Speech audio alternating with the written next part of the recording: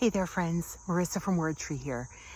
Today's notes from the car are actually taken from next to the car. It is just so beautiful out. I just had to be out in nature. I'm near trees and rocks and green plants, and it just makes me happy. The car is nearby, and I want you to see, I'm gonna turn the camera around.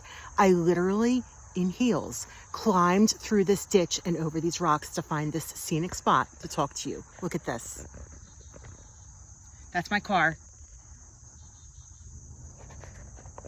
Tell me you're not impressed. I'm pretty impressed. But I'm coming to you today to fulfill my promise to give you the infamous strawberry shortcake story. If you listen to my notes from the car from Wednesday, you know that I talked about those marvelous Halloween costumes from back in the day that were from Kmart and they were plastic. And I said that one year I had been strawberry shortcake, and there was actually a very comical catastrophe that was associated with that. So I want to tell you that story, and I want to tell you what it makes me think of when it comes to our professional branding. So the year that I was strawberry shortcake happened to be the one year that we did not do Halloween in our neighborhood. My family actually went to a different section of the city, Philadelphia, where I grew up, just in case the accent didn't clue you in. And we hung out with my cousins, Desiree and Jennifer, in their neighborhood. They were in Northeast Philly. And Jennifer is just a year older than me, and she also was strawberry shortcake. But Jennifer, unlike me, was just like perfect. I mean, she had the perfect figure. She was thin and just everything hung right on her. And her mother sewed her strawberry shortcake costume. Like it was fabric, not plastic. And it looked like actual clothing. And it fit her perfectly. She looked like she walked off a Hollywood set to film, you know, the human version of strawberry shortcake. She had a real wig and this gorgeous little white bonnet on top of it. And we were quite the contrast. We were quite the contrast. And, you know, for a little while that bothered me because there I was sweating inside the plastic and comparing myself to my cousin.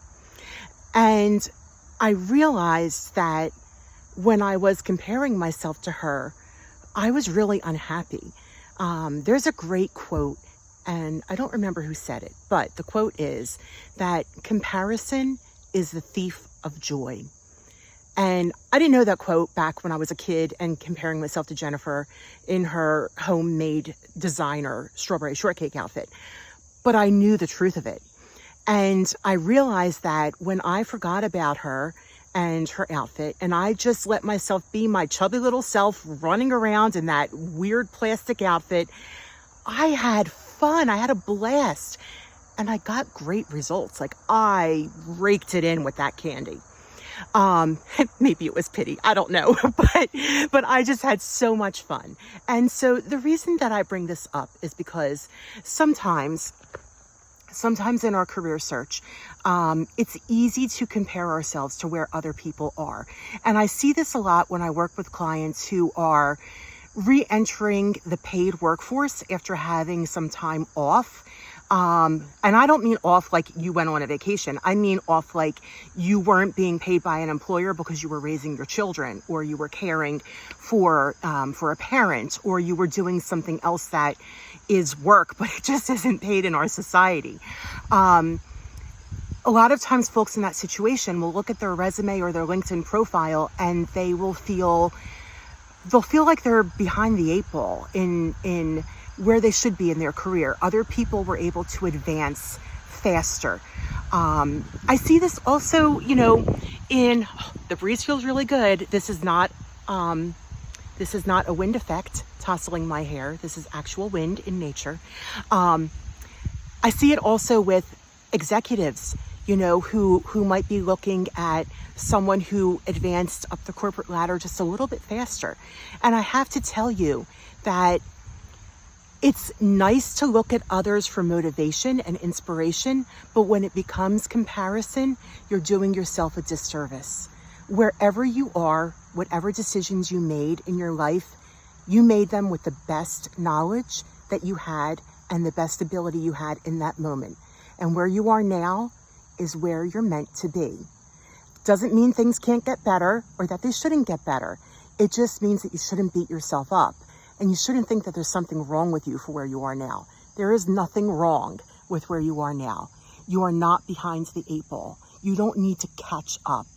All you need to do is express the goodness of what skills you have acquired in a strategic way. I can help you with that, but whether you and I ever meet or end up working together or not, what I really want you to take away from this story is that when you focus on the goodness of what you have and who you are, instead of what others might have done or have, you get better results. I hope you have a marvelous weekend. I'll talk to you soon.